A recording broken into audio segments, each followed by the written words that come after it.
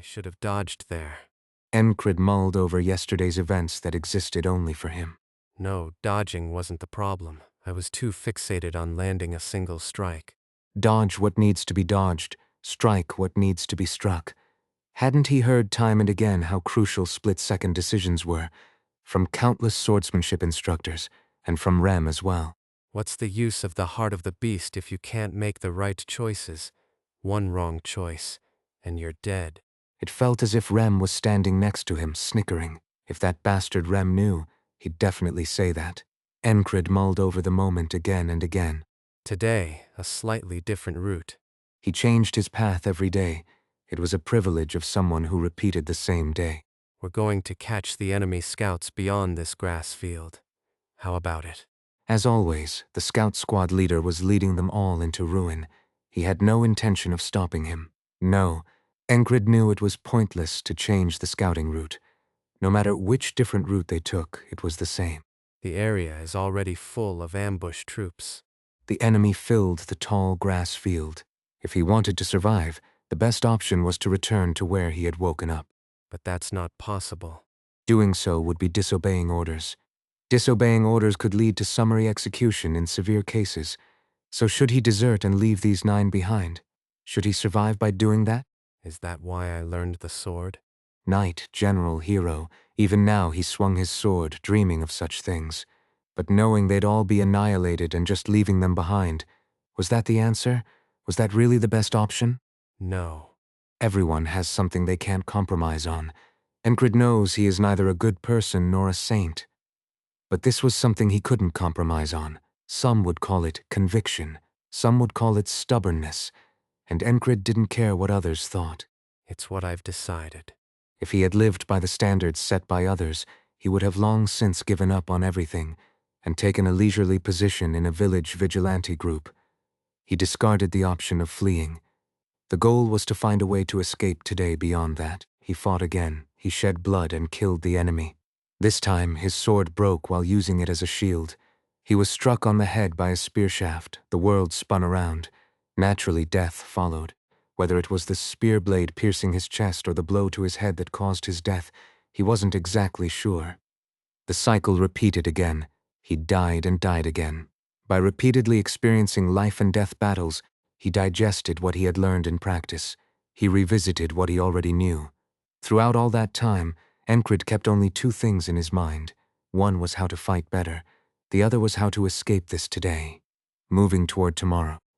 Enkrid knew that relentless effort was necessary for that moment, because he had survived 2 of today's this way, but this time, things were a bit different.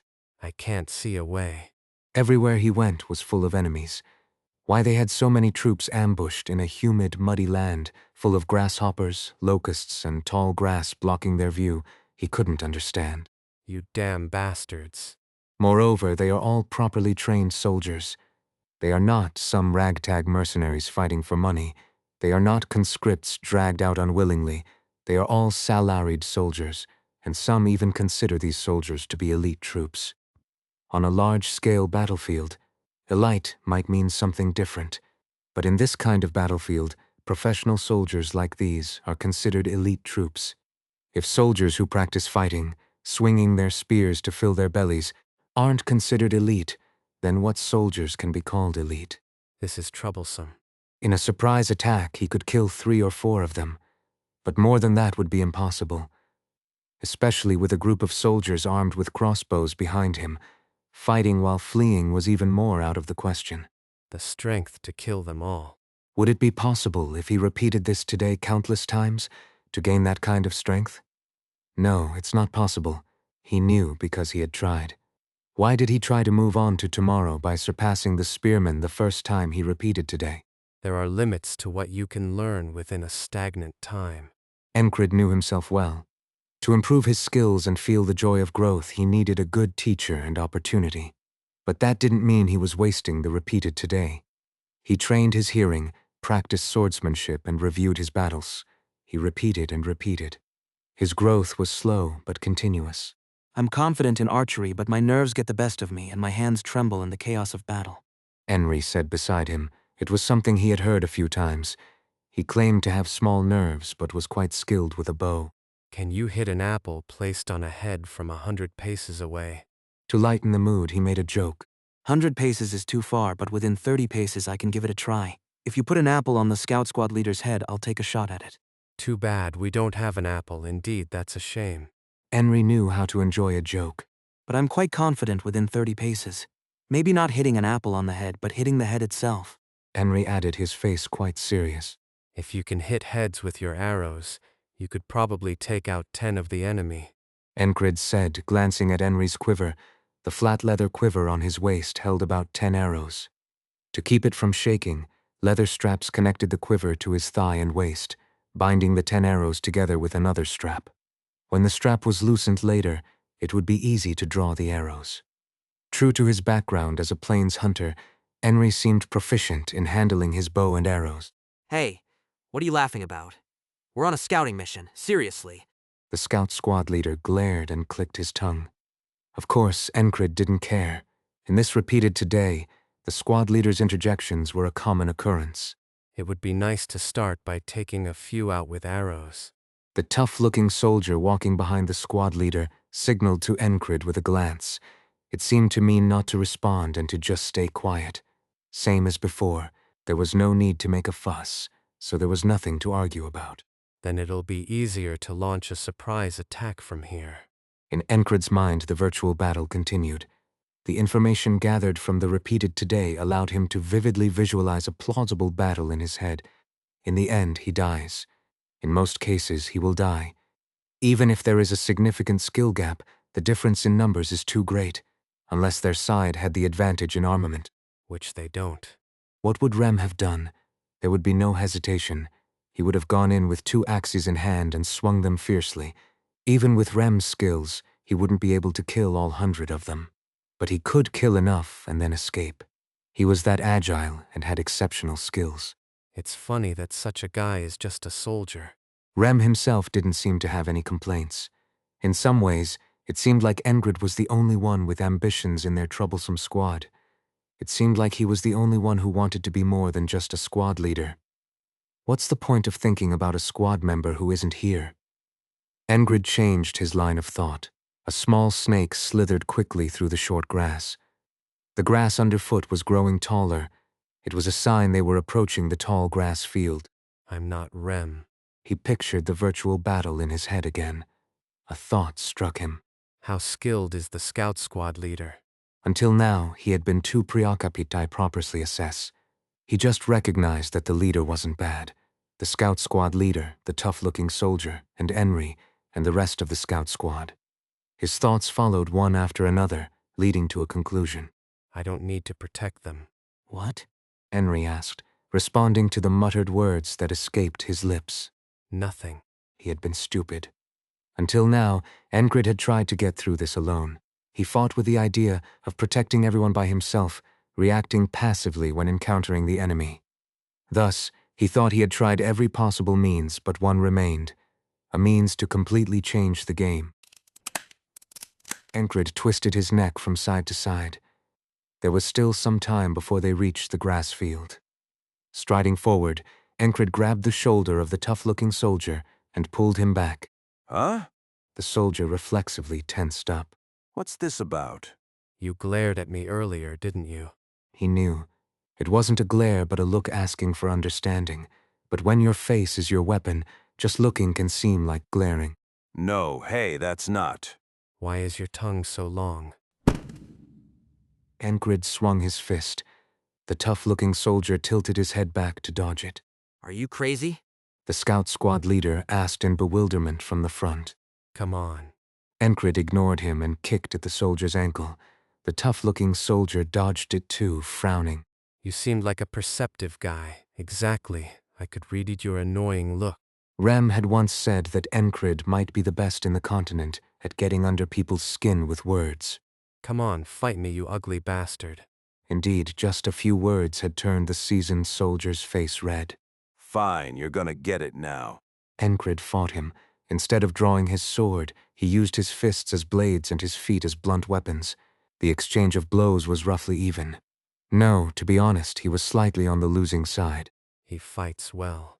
By the kingdom's standards, he was at least at an intermediate level, possibly transitioning to advanced. You said you were a low-ranking soldier? The soldier, whose face looked like he'd fail at mating repeatedly, spat blood from his split lip end, asked. That's right, low ranking. They say you get money and other stuff when you get promoted. Why aren't you trying that? Enkrid knew it too. He wasn't at a low-ranking soldier's level. He hadn't been low-ranking since he joined the army. He just didn't see the need to raise his rank. He knew his skills and limits clearly. There was no need to attach the label of a low-ranking soldier. Of course, things are a bit different now. If the opportunity arises, he will get promoted. But it's not his top priority.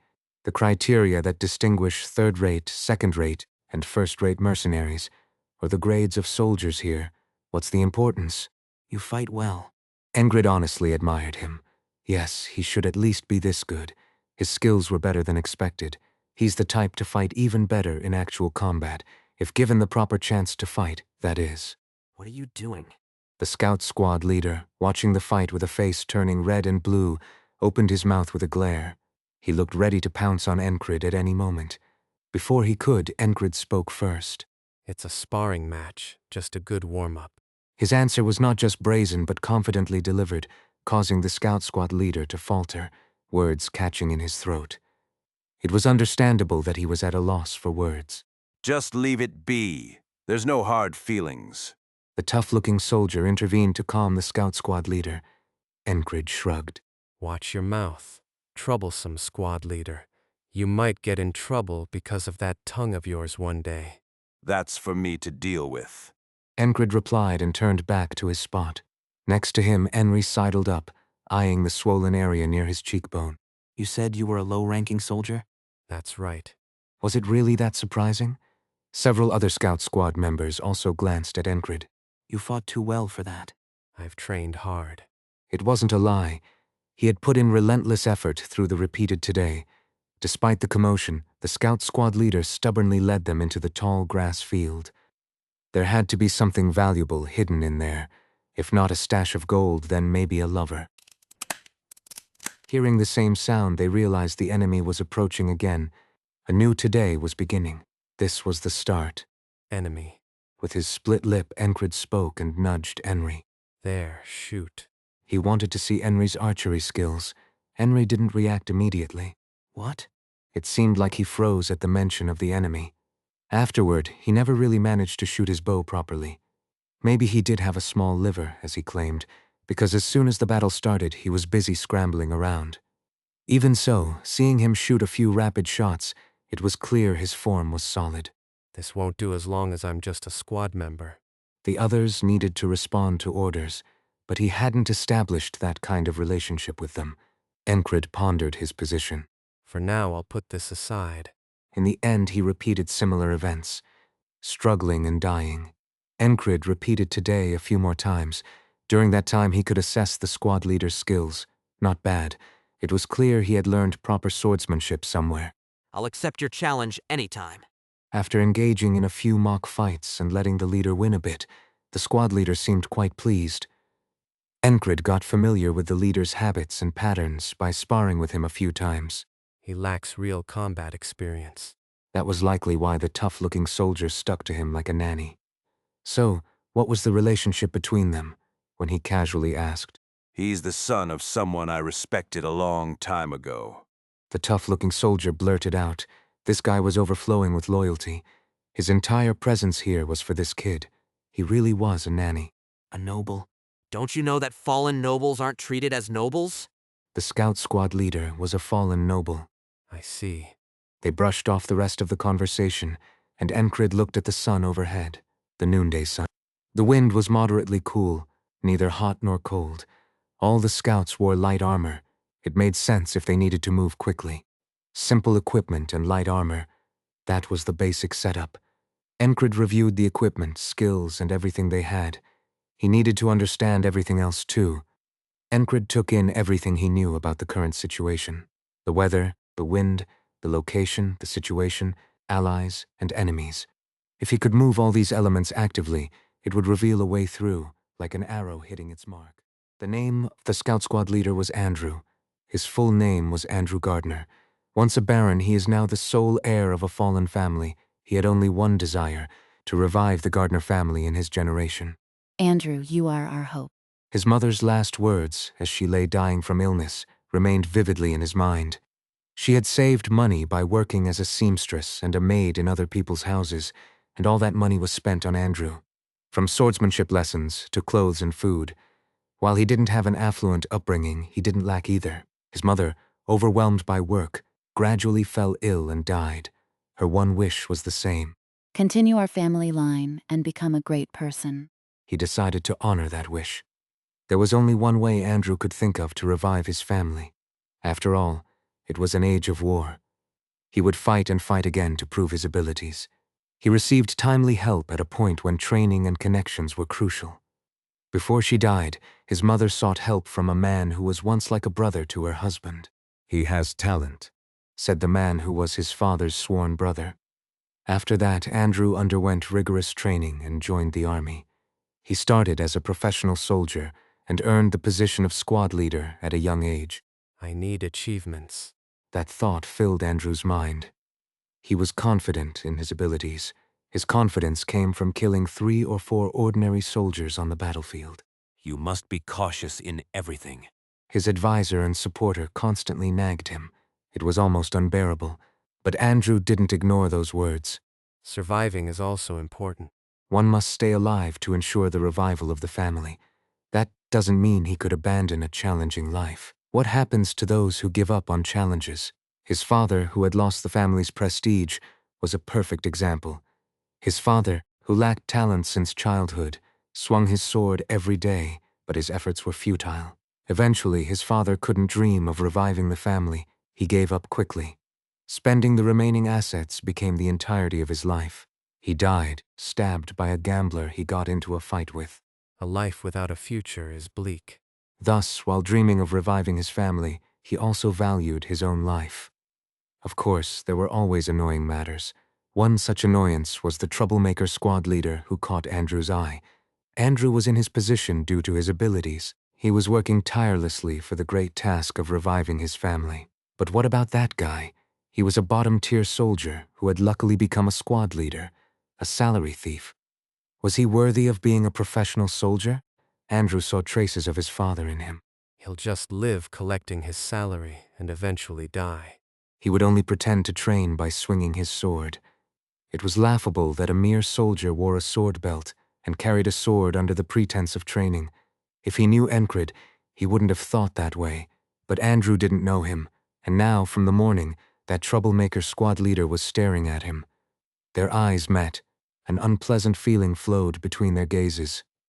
At the end of that feeling, Andrew's brows furrowed. His eyes are irritating. Just as he was about to speak, the troublemaker squad leader spoke first. Your eyes are unpleasant. Who are you talking to right now? Andrew's brows furrowed out sharply, his scowl reflecting his state of mind. One of the soldiers who had accompanied him stepped forward first. What did you just say? The soldier had a scar on his forehead. Wasn't he the one who used to wander around fight clubs? Andrew had once told him. Follow me.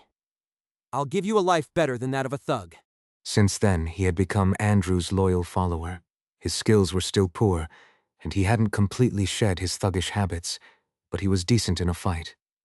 That's why Andrew had brought him along. There were 3 such soldiers. The 3 of them stood up and surrounded the troublemaker squad leader. Enkrid had repeated several todes and come to a conclusion. As a squad member, it's not enough. They needed to follow his words faithfully and act on his commands. That was the minimum requirement. So what should he do? How does a knight earn people's trust? How do they stir excitement as soon as they step onto the battlefield? It's for a simple reason: skill. It was possible because they had shown their abilities. Then what was needed to make the 10, including himself, move as one? What was needed to earn trust? It was impossible to get close and build a bond in just one day. The only thing left was violence based on coercion. That mouth seems to be a problem. Should I give you a pretty tattoo or something? The soldier with the scar on his forehead said, his eyes gleaming. He had the look of someone who had beaten up a few people. This guy's lines are always the same, Enkrid thought as he looked at the positions of the 3. For them, This was the first time, but for him it was just another repetition of today. The reason for the repetition there was only one. The more overwhelming the violence and coercion, the better. For that, experience was necessary. Aside from skill, he needed to know their reactions and patterns. For that reason, the Valen mercenary sword technique was excluded. He had to subdue them with pure skill. The first hurdle to overcoming today's repetition was to subdue the 3 thug soldiers. Cat got your tongue? The thug-turned-soldier swaggered. Enkrid thought words were unnecessary, so he acted accordingly. He took a step forward without a word. The opponent reacted, flinching and raising his fist, preparing to fight. One of the 3 even placed his hand on the hilt of his short sword. Enkrid lifted his left foot first, and that step was very slow. With bewildered eyes they watched, unsure of what was happening, finding it too ambiguous to say anything. Then Enkrid's right foot struck the ground swiftly. By mixing slow and fast movements, the slow one appeared quicker. It was a simple trick, a tactic to launch the first attack, and it was extremely useful. Ka. The soldier with the scar on his forehead gasped, trying to throw a punch, but Enkrid was faster, kicking his opponent's shin. As he kicked the shin sideways, the opponent's stance faltered. Immediately, Enkrid struck the temple of his off-balance opponent with the back of his handguard. It was a satisfying, powerful swing. The opponent let out a short cry and staggered to the side, collapsing. Enkrid's next movements were fluid and smooth. As he turned sideways, a short sword aimed at his exposed side sliced through the air. Almost as if it was a rehearsed move, he grabbed and twisted the wrist of the soldier holding the short sword. The key was to apply just enough force to avoid causing serious injury. Crunch! Snap! He twisted the wrist and struck near the jaw at an angle, causing the second soldier to faint and collapse. He gently laid the collapsing soldier down on the ground. As he stood up, he picked up the fallen short sword. Enkrid, his breathing unchanged, asked, Want to continue? The last soldier who had stepped forward broke into a cold sweat. It was the opponent who had drawn their weapon first. He wouldn't have any complaints if Enkrid stabbed him right then.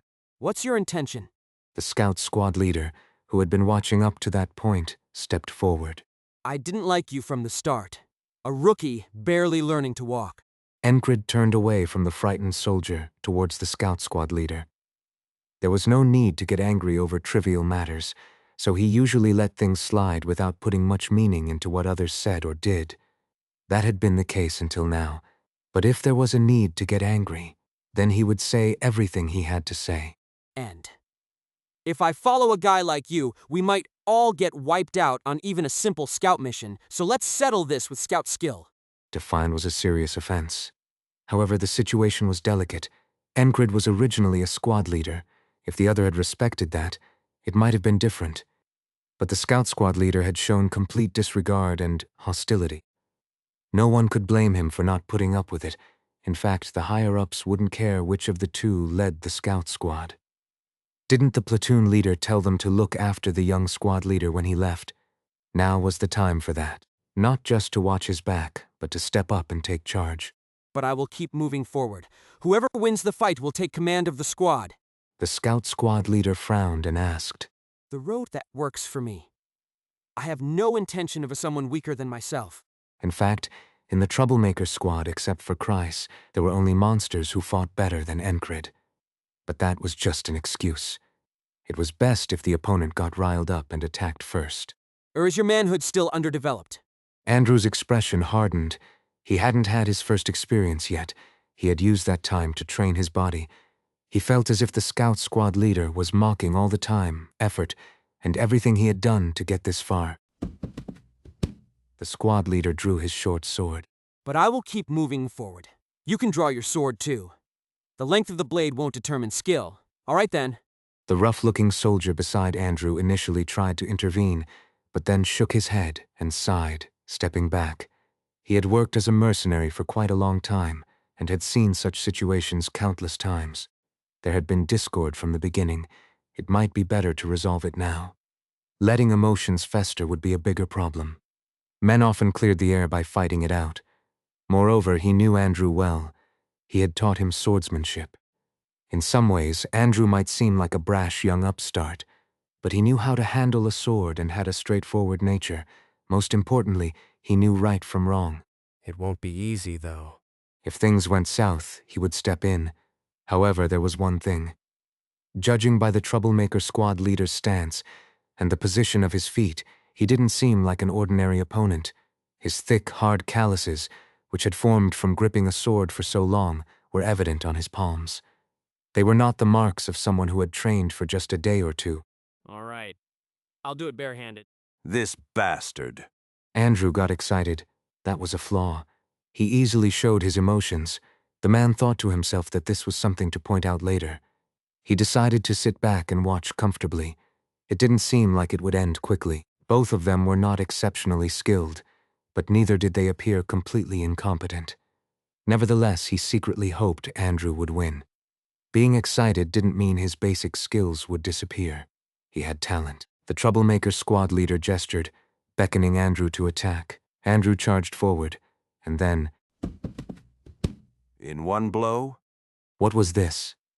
The rough-looking soldier's eyes widened in surprise. The moment Andrew charged, the troublemaker squad leader made a feint with his left hand. Sensing this, Andrew swung his short sword, but his opponent perfectly read the trajectory of the sword and struck the blade with the leather gauntlet on his left hand. As a result, Andrew's chest was momentarily exposed. The troublemaker squad leader lunged into Andrew's open chest. In that tight space, his body moved dynamically. He kicked off the ground, twisting his body inside and drove his elbow precisely into Andrew's solar plexus. That one blow was enough. Ugh. Andrew groaned, his legs trembled, his breath caught, and his limbs went weak. That's what happens when you get hit in a vital spot. Andrew groaned again, bending his back like a shrimp. If this had been a real fight, he would have been dead. What a strength. He managed to deliver a blow through thick gambeson armor. His skill was better than that of an average mercenary. An inevitable question arose. Why is he considered a bottom-tier soldier? Enkrid sighed in relief as he watched the staggering scout squad leader. Just barely made it. The trick of parrying a sword with the back of his hand only worked 5 out of 10 times. Well, he had gotten somewhat used to it over time. It was possible because he had become familiar with the unique habits of this fellow. Otherwise, it would have been an impossible feat to even attempt, but that was purely from Enkrid's perspective. From the side, it just looked like a stark difference in skill. He deflected the incoming blade without blinking an eye and struck the solar plexus, rendering his opponent combat ineffective. It was a trick that couldn't be seen unless there was an overwhelming difference in skill. Are you really a low-rank soldier? How many times had he heard this now? It was getting tiresome. I haven't taken the promotion test. I didn't think it was necessary. Having perfectly answered the next expected question, Enkrid twisted his stiff wrist left and right. There was no problem. He had undergone all the necessary training while wielding his sword. Strength training was a given. In terms of sheer strength, Enkrid was well trained enough to be considered one of the top in the unit. That's why this result was possible. From now on, I am the squad leader. Enkrid declared. It was as if he had just crossed a mountain. The scout squad leader didn't even protest. He just stared blankly and then mumbled, before closing his mouth. No one disobeyed. The soldier with the next most influence, who had a rough appearance, quietly followed Enkrid. It was as expected. After that, the path to find an escape route continued. Henry, what is your dream? Enkrid changed the formation, taking the lead, and walked with Henry beside him. This was after a commotion had settled down. Henry, though feeling like he was about to lose his mind, quickly pulled himself together at Enkrid's words. Huh? I asked if there's something you want to do. Henry blinked a few times, then, flustered, expressed a rather detailed wish. Well, I want to survive and settle down with the widow who runs the flower shop. That's right, everyone has their own goals. First, we have to get back alive. What about you? He then turned his head and asked the person behind him. Right behind Enkrid was Andrew. The first thing Enkrid did after changing the formation was place Andrew directly behind him. He even handed him his weapon as it was. Henry saw this and thought, Enkrid really had no fear. What if Andrew stabbed him in the back out of malice? Even if Enkrid got stabbed, he could just start the day over, but Henry didn't know that. Andrew, who was asked the question, let out a deep breath. I admit defeat. he said. So what do you want to do, soldier? He was demoted from squad leader to soldier. No one objected. The difference in skill had been too clear. Revive my family's honor. So he was from a fallen noble family. Then you also need to get back alive first. Enkrid sighed. Everyone stared intently at their newly appointed squad leader, wondering why he was acting this way. He continued to repeat the same question and gave the same responses. You have to come back alive to earn money. This was his answer to the soldier who dreamed of saving money to open a shop. Your lover is pregnant. If you don't want your child to grow up fatherless, you need to come back too. One of the rough soldiers was already a soon-to-be father. You all have the same goal. Enkrid continued. Then let's make sure we all get back alive. No one understood why he was doing this, but no one argued. Enkrid made eye contact with each of them. Normally, it would have been a meaningless gesture, but he had already sown the seeds with his words. The soldiers, including Andrew, each thought of what they had left behind. Enkrid wanted them to have a sense of purpose. He had started with violence and coercion, but now he needed them to fight well on their own. It was a method he had used many times, instilling a desire for life in their hearts. It was a very effective tactic. It was far more advantageous to break through with 10 men moving as one than going alone. In fact, they might even attempt an ambush instead of just fleeing. An ambush could change the situation entirely. It might work. If there was even a hint of possibility, he could try it as many times as needed. As long as he was prepared for death, he could do it. Through several trials and errors, Enkrid memorized the enemy's positions and numbers. Another day passed with him knocking down the squad leader a few more times. What is your dream? Another day of repeating the same words passed. It could have been tedious, but Enkrid spent each repeated day diligently. From this he gained 2 key insights, an ambush and the flag. Let's do this. Now was the time after all those repeated days. He had practiced enough in those countless repetitions of today. Let's all get back alive. When Enkrid turned around, the entire scout squad nodded. They all thought this wasn't such a dangerous mission. Still, with him constantly saying it, their hearts stirred. Then let's go. What they had learned through training was now ingrained in their bodies. There was no need to repeat today any longer. Enkrid didn't move cautiously. There was no need for that. He had already memorized the enemy's positions roughly. Have you been here before? Henry, a former plains hunter, asked. He was walking alongside Enkrid at the front. A few times. It would have been strange if he said he hadn't. He was navigating the path with such confidence. Oh, I see. After walking a bit further, Henry asked again. Are you perhaps a former hunter? No, but I learned a bit from a hunter I know.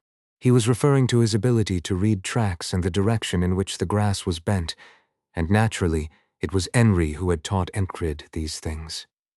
Leading the way, Enkrid glanced back and saw the soldier who stuck close to Andrew. With that appearance, if he ever became a real nanny, the kids would be terrified and run away. But on the battlefield, he would be an excellent bodyguard. Watching Andrew and the soldier who resembled a nanny, Enkrid thought, If a battle breaks out, that rough-looking soldier will definitely follow Andrew.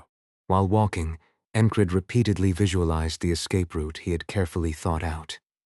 As they reached their destination, Enkrid raised his right fist to stop the squad. He took a deep breath at the stop. Everyone's eyes turned towards him, wondering why they had stopped. They were just at the edge of the grassy field, but no one spoke first. Enkrid was a domineering squad leader. He never discussed the direction or the route with them. He was dictatorial, but that wasn't necessarily a bad thing. After all, the purpose of a patrol mission was to survey a specific area. If it were an important scout mission, a more suitable team would have been assigned. But the role of this unit didn't seem particularly significant. The point was to do what was needed and then return. Shoot. Enkrid ordered, pointing to one side. Henry, holding a crossbow, stared blankly at Enkrid. Confused, Henry asked, Huh? Where? This was a repeated occurrence. It couldn't be helped. These men didn't experience the repeated days. Shoot, I won't say it twice. Henry wasn't clueless. Enkrid's tone was cold, with a determination that brooked no argument. He was pointing beyond the tall grass. Nothing was visible, no signs of movement either. But Henry did as he was told. He had seen Enkrid fight. Despite the rumors, it was clear he wasn't someone to be taken lightly. As Enkrid drew back the bowstring and pulled the arrow, the string grew taut. He glanced at Enkrid and then released the arrow in the direction his finger indicated. Because it was the squad leader's order, the arrow flew with a whoosh and then a thunk as it hit something. Simultaneously, there was a dying groan. What? Enkrid was bewildered. At that moment, only two were not surprised, the grizzled veteran soldier with the harsh demeanor and Enkrid. Follow me, Andrew. Placing Andrew directly behind him was for this very moment. Though his combat experience was lacking, he was still a fairly skilled soldier. If someone was competent, it was best to use their abilities effectively. In the past, Enkrid had made the mistake of trying to solve everything on his own during these repeated days. Now he knew that wasn't necessary. As Enkrid dashed forward, Andrew instinctively followed, and the harsh-looking soldier cursed under his breath and trailed behind them. When the three soldiers reached the other side of the tall grass, they saw a corpse with a bolt embedded in the center of its forehead. Surrounding it were a group of soldiers. It was Aspen's crossbow unit. There were about 10 of them. Enkrid started with a lethal move, a thrust. Twisting his body and stepping with his left foot, he drove his sword through the neck of one of the enemy soldiers. Blood poured from the wound where the blade had entered. The soldier, now with a hole in his neck, raised his hand to grab the sword. Enkrid immediately kicked the dead soldier's abdomen to withdraw his sword. As the sword came out, a dark hole appeared, and blood gushed from it. Meanwhile, Andrew swung his short sword nearby. It looked clumsy at a glance. He was clearly flustered by the sudden order to follow. It was merely a reflexive strike upon seeing the enemy. The enemy soldier, having discarded his crossbow, drew a dagger to block the attack. How clumsy. But it was fine. Bringing Andrew along was partly because of the veteran soldier behind him. The harsh-looking soldier moved. He neither shouted nor made any aggressive moves. He simply circled behind the soldier, blocking Andrew's short sword, grabbed the enemy's jaw with his right hand and head with his left, and sharply twisted both hands in opposite directions. The enemy's head twisted at an impossible angle. Naturally, he died. The harsh-looking soldier then drew the short sword from his waist and spun backward like a top. His short sword sliced through the exposed neck between the helmet and breastplate of the soldier behind him. The skin on the neck split open instantly. Swish, swish. Blood spurted from the severed neck. Watching this, Enkrid kicked at the ankle of the enemy soldier next to him. The soldier, who was wary of the sword in Enkrid's hand, toppled sideways. Enkrid then kicked the fallen soldier's head. Thud! Crack! The neck bone snapped, and the struck soldier let out a strange groan before fainting. Ambush enemy soldiers. Finally, the startled cries of the enemy soldiers could be heard. At last, the rest of Enkrid's squad, including the brawler soldiers, joined the fight. Kill them all. Enkrid ordered. No sooner had Enkrid given the order than Enkrid's bolt flew. The bolt struck the chest of a soldier in front of Enkrid. The bolt pierced the gambeson the soldier was wearing with a thud, and red blood began to flow out. You bastard. The soldier started to say something. Enkrid didn't let him finish. He immediately thrust his sword, creating a hole in the soldier's neck. He exhaled, letting his muscles rest after the intense movement. In the meantime, the sound of clashing metal rang out. He realized he didn't have to face everything alone. As he turned his body, reflecting on this newfound understanding, he heard an irritating sound 3 steps ahead. Hissak, he had seen this scene many times before, the wary cry of a beast. He turned his gaze to identify the source, black fur. That creature was why the enemy crossbow unit stationed here was caught off guard. Through repeated attempts, Enkrid had scouted several advantageous ambush locations. After risking his life, he chose this spot as the most favorable for an ambush. The reason lay there. The small beast wandering the grassy field had diverted the attention of the crossbow unit. It was a worthy distraction, he already knew. Though unintentional, the creature had been helpful. The owner of the black fur looked at Enkrid with blue eyes. Enkrid's blue eyes met the creature's gaze, their eyes locked. One of the enemy soldiers, hissing in frustration, was seen thrusting a foot soldier's spear toward the black-furred beast. It's a debt I owe. He had no intention of letting the creature die. Enkrid brushed his chest with his hand and then extended his arm forward. His outstretched hand was in a straight position with all fingers extended, stopping at a right angle to the ground. In sync with this motion, the knife embedded in his chest flew through the air. With a whiz, the knife struck the enemy's shoulder. This caused the spear-wielding soldier to falter. Seizing the moment, the small creature, barely the size of a forearm, let out a terrifying cry and bit into the enemy's calf. There was a splatter of flesh and blood, but it didn't end there. The creature then clawed at the bitten spot with its front paws. Blood smeared its claws and fur, making them glisten. After clawing, it quickly retreated. You damn bastard. The enemy soldier with the bitten calf stabbed at the ground with his spear, but the black-furred creature had already dodged. That thing. It was a remarkable creature, a young black panther, incredibly clever and fierce. The enemy soldier, with a knife in his shoulder, was killed before he could react by the harsh-looking soldier. He appeared from behind the enemy and slit his throat in one swift motion, clearly not his first time doing so. The screams stopped. The last remaining enemy soldier was killed by Andrew. It seemed he had stabbed the soldier multiple times in the torso with his short sword, then finished him off by stabbing his face on the ground. Andrew, having killed the enemy, was breathing heavily. He wasn't the only one. Heavy breathing was heard from all around. Huff, huff, whew, what the hell is this? A startled ally asked. His face was familiar, but Enkrid couldn't remember his name. Instead, Enkrid scanned the bodies of the fallen soldiers to find their ally among them.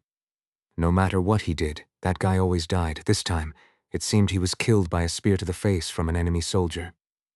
It was a gruesome sight. He had tried to save that guy multiple times, but every time he did, the guy would try to escape midway, messing things up. It was something Enkrid knew from his repeated days. They're enemy soldiers. Didn't you know this could happen during a patrol mission? Don't forget, we have to get back alive. Enkrid once again fueled the squad's desire for life as he led them. This way. The harsh-looking soldier spoke up, stopping Enkrid. That leads further in, squad leader. Is this defiance? If you wanted to dissent, you should have done it earlier. Enkrid dismissed the opposing opinion and continued walking resolutely, as if there were no other options but to follow him. It was a silent pressure and coercion. It had to be done. There was no time to explain everything. As he ran and glanced sideways, he saw the eyes of the young Black Panther, blue, deep like a lake. Enkrid turned his head, looking into eyes that resembled his own. Now was the time to fight desperately for survival, more than anything else. There was no time for bonding with the beast. You're going further? This is madness. The stern-looking soldier who was closely following Enkrid spoke up. After their initial successful ambush, the scout unit, now led by Enkrid instead of Andrew, attempted 2 more ambushes. The second battle was against a group of 5 soldiers, and in the third battle, they encountered more than 15 soldiers. Both were tough fights. In the second battle, there was a skilled enemy among them. In the third battle, they were outnumbered. In the midst of it all, the number of surviving soldiers was 7. They lost 2 more. No more can be saved. No matter what they did, some things were just impossible. Enkrid knew he wasn't a saint. Repeating today to save the 3 who died here was like the sound of a fairy gnawing on bones. It was thanks to Enkrid's efforts that they managed this much. Of course, the Allied soldiers fought fiercely too. Though they survived, one lost an eye. Andrew had a scar on his face. He wrapped his left cheek in a linen bandage, a wound that would make a good medal if he survived. Despite the situation, Enkrid headed further inwards. It was like a reckless charge without considering the retreat. From a general perspective, it was indeed madness. The stern-looking soldier was neither lacking in skill nor experience. Even in this situation, he hadn't completely lost his sense of direction. He realized that Enkrid was heading towards enemy territory. Seeing this, Enkrid nodded to himself. Not bad. Compared to Rem or other squad members, he was far behind, but still a useful asset. If he sets his mind to it, he might at least become a platoon leader. From now on, we can catch our breath a bit. When Enkrid spoke, the stern-looking soldier frowned. That's not what I meant. As I said earlier, insubordination is. Insubordination or not, if it's a path to death, I'll find a way to survive even if I have to stab the squad leader in the back. I will. This bastard was spouting dangerous words recklessly. How did he plan to face everyone if they made it back alive? He stared boldly, unflinching, shameless, and rightly so. Human lives come first before any mission. Especially for someone like him serving with a special purpose, it was undoubtedly the case. Andrew and his own lives would be his top priority. Enkrid looked up to check the position of the sun, then stopped walking. Naturally, his allies stopped too. Everyone listened to the conversation between Enkrid and the stern-looking soldier. Enkrid spoke among the group of soldiers, who were catching their breath with their shoulders heaving. If we go back now, we'll die anyway. Behind us, there's nothing but enemies gathered like a pack of mad wild dogs. As he spoke, Enkrid loosened the guard on his hand. The leather-padded guard was undoubtedly useful, but wearing it for too long made his hand muscles feel crushed. If he wore it loosely, it would certainly be dangerous during battle. How do you know that? They don't even know we exist. How could they have already blocked the retreat? The stern-looking soldier, glancing at Enkrid loosening his handguard, furrowed his brows deeply. He didn't seem to like Enkrid's calm demeanor. Enkrid had faced this moment dozens of times. Today has been repeated dozens of times. The enemy had superior numbers, and as soon as they confirmed an ambush, they always cut off the retreat route, and very persistently at that. He didn't know who their commander was, but it seemed they were desperate to avoid showing they had been ambushed here. That was always the case. The Allied soldiers, crouched low in the tall grass, looked uneasy. They were following blindly, but listening to the conversation, they felt as if they were standing in the middle of a dangerous battlefield. Even so, no one stepped forward easily, they just perked up their ears. Enkrid glanced up again, calculating the time in his head. In 3 or 4 hours, darkness would fall, then a way out would open. But first, he had to convince them here. It would be good if he could just force them, but they weren't the type to be subdued easily. It wasn't a problem that could be solved with coercion either. Coercion and violence had pushed them this far, but that was the limit. Ambush, escape, ambush. He had driven the squad relentlessly to this point, but now it was time to wait. As they waited, such doubts arose. There was no need to go to great lengths to persuade them. Don't you realize it's too late now that we've come this far? He was right. Time had already been wasted. Going back now was even crazier. The stern-looking soldier chewed his lip. What kind of crazy bastard is this? He seemed to want to say, but instead he rolled his eyes and asked, You have a plan, right? Enkrid looked into the eyes of his counterpart and then met the gaze of each of his allies, including Henry and Andrew. Their eyes were filled with doubt and anxiety. As their breath returned, so did their composure. Composure led them to start thinking. They must have realized it was already too late. Enkrid had no intention of providing a rational explanation. In fact, he couldn't provide an adequate reason. How could he say it? That he had seen the future by repeating today? That to end this repeated day and move forward to tomorrow, they had to follow his words unconditionally? Who would believe that? So, there was only one thing he could say. I want to live too. It was a short statement, but it contained everything. It meant he wasn't struggling just to die, the desire to live. Wouldn't everyone have that same desire? He wanted to remind everyone that he felt the same way. Of course, if Enkrid died, he would simply repeat today again. I will not remain stagnant. No matter who that ferryman was, no matter how high and solid the wall is standing before him, he had no intention of stopping. For Enkrid, today repeated over and over, was a mountain to climb and a challenge to conquer. Therefore, Trust me, this is not a path to death. skipping any explanation, he aimed to earn their trust. Based on their trust, he intended to twist today enough to escape it and greet tomorrow. The desire to live, repeated battles, the anxiety that arose after the excitement faded. In such a situation, people would cling even to a straw. To such people, Enkrid's brief words conveyed an indescribable depth of trust.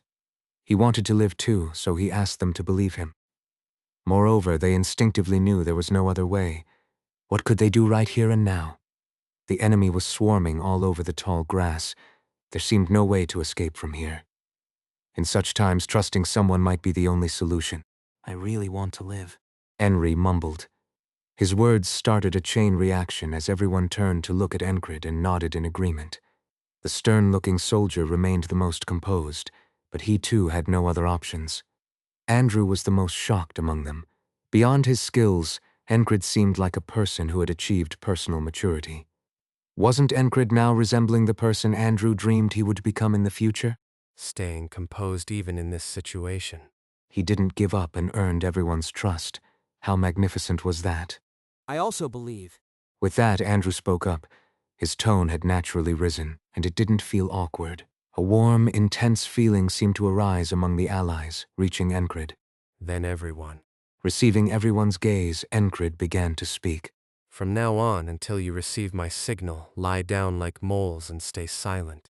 Having gained their trust, it was time to use it. He led by example. He lay down flat on the ground and held his breath. Everyone followed Enkrid's lead. Though they wondered what he was doing instead of running away immediately, what could they do? They had just shared a profound moment. It was the time to trust, even if just for 5 minutes. The stern-looking soldier watched a small insect hop over his nose and disappear, feeling both amazed and exasperated. This guy, he's an incredible tactician. His skill in handling people was extraordinary. Was he moving that troublemaking squad with this kind of skill? Naturally, such thoughts arose. Rustle, rustle. At that moment, the sound of footsteps on the grass could be heard. Everyone began to breathe cautiously. They sensed the presence of people around them. They weren't too close. The tall grass was like a dense thicket. Unless someone approached right in front of them, it was difficult to spot people. It was a good place to hide. The sound of grass being trampled echoed loudly around them. The direction of the sound moved from front to back. Those who had stopped couldn't see the situation. But if there had been a bird flying above the tall grass witnessing the scene, it would have seen something astonishing. The grass around where Enkrid's group had stopped was shaking and moving in all directions. All of them were enemies. However, they avoided the exact spot where Enkrid's squad was hiding, moving around the central area where Enkrid's group remained still. In other words, the place where Enkrid had halted was like a safe island amid enemies, an uninhabited zone. Even if luck was on their side, it would have been impossible to find such a gap amid the enemy's movements. It was as if the goddess of luck had not just kissed them, but poured out all her blessings. Of course, this wasn't luck. It was a trick learned through the maddening repetition of today. As the sound of footsteps faded, making it difficult to discern the enemy's position, Enkrid spoke again. Move, advance in single file. It was time to move. Enkrid stretched his crouched body and walked slowly until the numbness in his legs subsided. As he did, he realized how useful the sensory training he had learned from Jackson was, judging distance and direction by sound. It wasn't a skill that could be acquired through ordinary training, but Enkrid had learned it by offering his neck to an assassin, and by repeating today in the grassland, he could distinguish the sounds. We've passed the second target. Repeating ambushes and escapes, letting the enemies pass by. This was the second key to the escape route he envisioned. Now the final third step remained. That required the help of time. Once the numbness in his legs had eased, he increased his pace a bit. Instead of complaining, everyone followed well. Inwardly, they were all quite amazed. No matter how they looked, it seemed like the enemies were everywhere, yet they were wondering how they were evading them so well. Thinking back, the pattern of their battles was peculiar. They attacked as if they knew the enemy's positions. Every battle had begun with an ambush by their allies. Thanks to this, they could fight from advantageous positions. In all those battles, Enkrid took the lead, showcasing mad skills. He seemed like someone who disregarded his own life. All the squad members following him knew that Enkrid fought with his life on the line. He took the most risks at the front. In the quiet grassland, a strange heat arose again. It was the warmth of the flame that ignited in the hearts of the surviving allies. Enkrid did not feel that heat. He only thought about what came next. Up to this point. It was easy. To be honest, it wasn't difficult. It shouldn't have been difficult either. He had already experienced this today more than 50 times up to this point. So this was the expected result. Why had he experienced this today over 50 times? It was all for the next operation. They were few, the enemy many. Their intentions were unknown. There was only one thing he could be certain of. The enemy commander intended not to let a single person who approached this place leave alive. In the first few attempts, he gritted his teeth and tried to break through to secure a retreat. Naturally, he failed every time. Would the outcome change with the help of the squad members? Not a chance. After that, he shifted his thinking. What if something more troublesome than catching us happened? The sun was setting. As the sunset began, the orange glow of twilight descended. As the setting sun illuminated the tall grass, it felt as if they were entering a lake glowing orange. At this moment, this place felt less like a green field and more like an orange pearl. Today, the sky was clear and the setting sun cast an incredibly warm glow. The sun quickly disappeared beyond the western horizon, and then darkness fell. It was time for Enkrid to take the third objective of his escape route. When is the moment to make friends with the darkness? If this were the question, the answer would be simple. A place you know well. A place where you understand the terrain as clearly as your own front yard. It would be even better if it was a place where you've lived until recently. Just being able to vaguely see the surroundings would help you grasp the general location. It would be best if it was a place you were extremely familiar with, like a location you used for night training until just yesterday. That was the kind of place Enkrid had reached now. Originally, it should have been an unfamiliar place. Originally, he should have been surprised to see it. Damn it. Originally, he should have despaired at the sight of the enemy's size. But that didn't apply to Enkrid. He had already come here several times. And not just come here. He had rolled and rolled again. He had fought and fought again. Each time, the people who came with him changed a little. But the basic composition was similar. Andrew and a rough-looking soldier, Enkrid and the other squad members.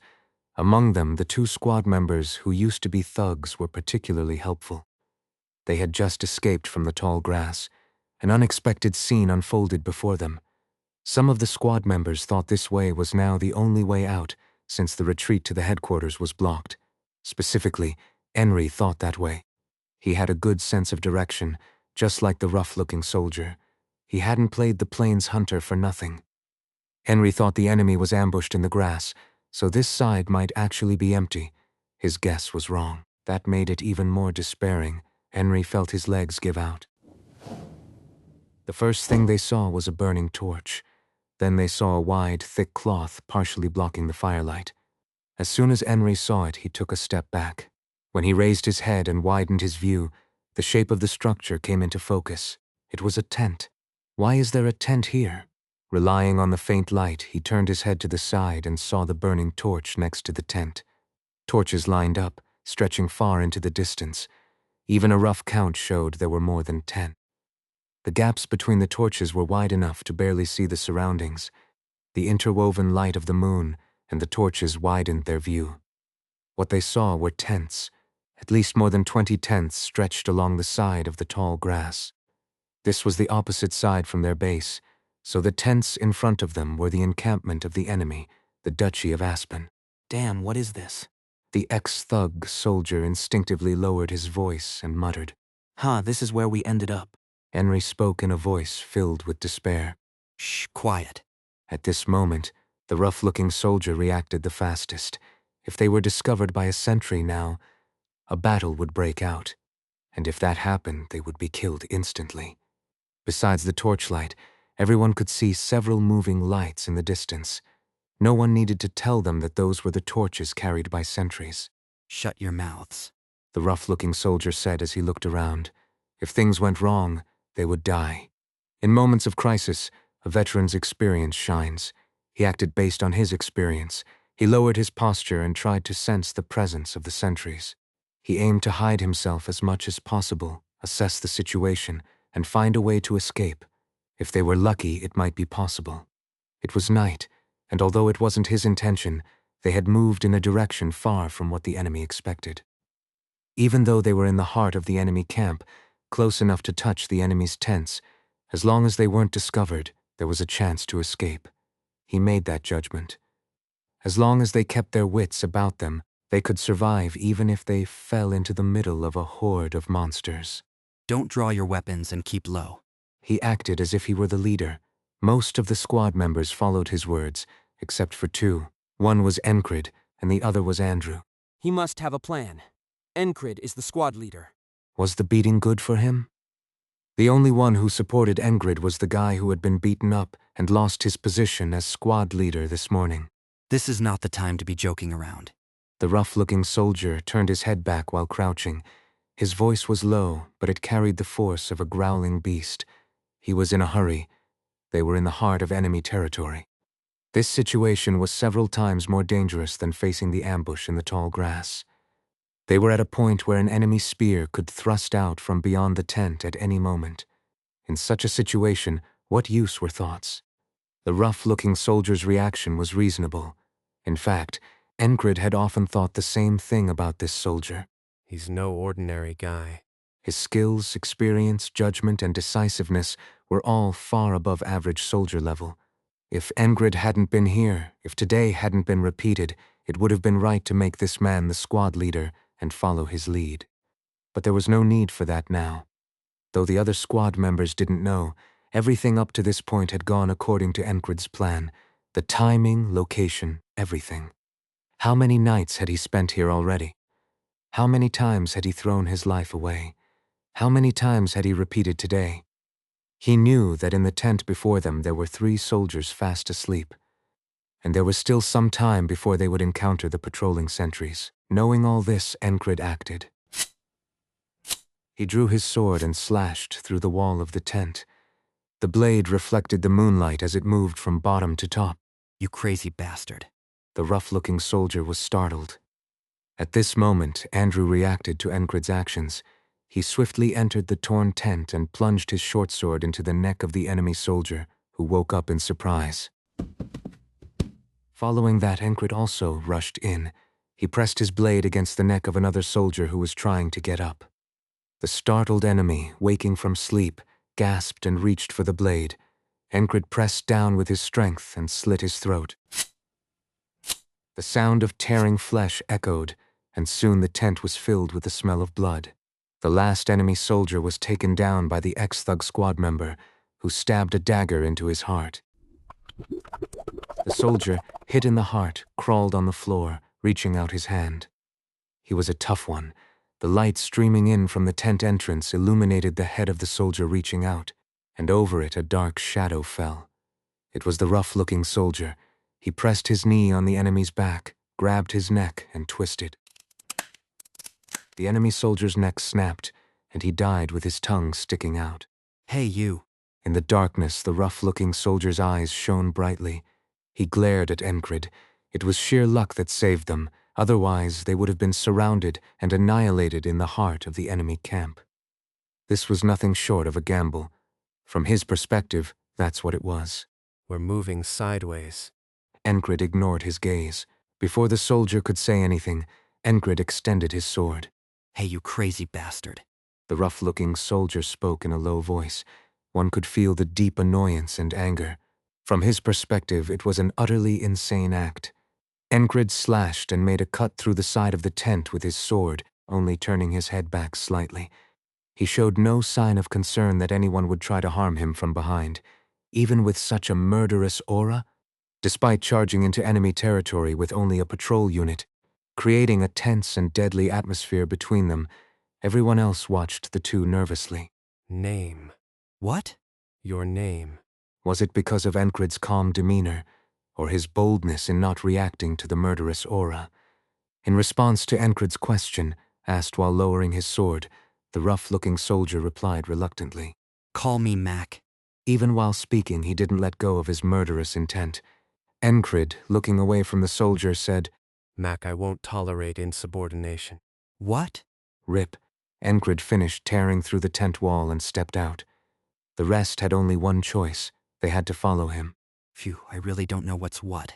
Mac muttered to himself, making eye contact with Andrew. Yes, let's go. Mac responded to that look. For now, they had to follow. The adjacent barracks were empty. It seemed all the soldiers in the barracks had gone out for night guard duty or something.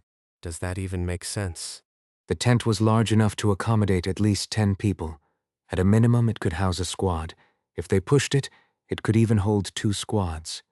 Judging by the traces inside the tent, more than 10 people had been there. Forward. After passing by that tent, the troublesome squad leader didn't even bother to tear through the tent walls. He peeked out from the tent entrance, looked left and right, and then moved forward swiftly. The squad members followed him.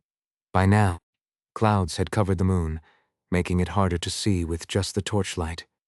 Even though they blinked several times to adjust to the night, it was still dark. In such darkness, Enkrid moved forward without hesitation. Except for the breathing of the squad members following him, there was no other sound. This way. A voice echoed in the darkness. It wasn't a particularly quiet voice. If there were enemies nearby, it was loud enough for them to hear. Mac felt a chill down his spine. This guy is really... But there was no sign of the enemy. There was no movement they hadn't detected. If they had been discovered, they would have heard shouts demanding who they were by now. Enkrid moved again. By now, even Mac found it hard to tell direction. In the tall grass, the sun above made it easy to navigate, but now it was dark all around. Does he know where he's going? It seemed so. Enkrid's steps showed no hesitation. He moved forward, stopping only when he saw two torches together by a tent in the distance. Enkrid used a suitable tree in front of him as cover and gestured behind him. In the darkness, they could barely see his gesture. Mac felt like he was possessed by a ghost. How long have we been walking? He didn't know exactly, but based on the number of tents and the size of the camp, Did we penetrate it? it seemed like they had walked through the enemy camp. But no one noticed. Why haven't we been caught? It was no wonder he felt like he was possessed by a ghost. Wait here. Enkrid turned around and whispered. Glancing at the tent he mentioned, there were 4 soldiers guarding it. Even though the enemy camp was unusually quiet for the night, that particular tent seemed busy. A breeze blew, causing the torchlight to flicker, and the soldiers' shadows moved around. Then someone came out of the tent and said something. They were too far away to hear the voice clearly, but they saw the soldiers nodding in response. What are they guarding? So the troublesome squad leader targeted that. Only then did Mac understand the situation, or rather he guessed. A sudden thought crossed his mind and settled in his brain. It's a secret mission. A mission given solely to the troublesome squad leader, excluding himself and the other squad members. This indicated the commander's trust in him. Mac recalled what Andrew had mentioned. He had said that the troublesome squad leader had joined under the company commander's orders. Now everything made sense. Enkrid, the squad leader, was on a secret mission. So that's what it was. It had been a misunderstanding. Mac had a small realization but didn't voice it. Even if Enkrid knew about this misunderstanding, he wouldn't bother to explain it further. There were more urgent matters at hand. We're going to set fire to that barrack. Enkrid pointed with his finger. It was a barrack guarded by 4 soldiers at the front.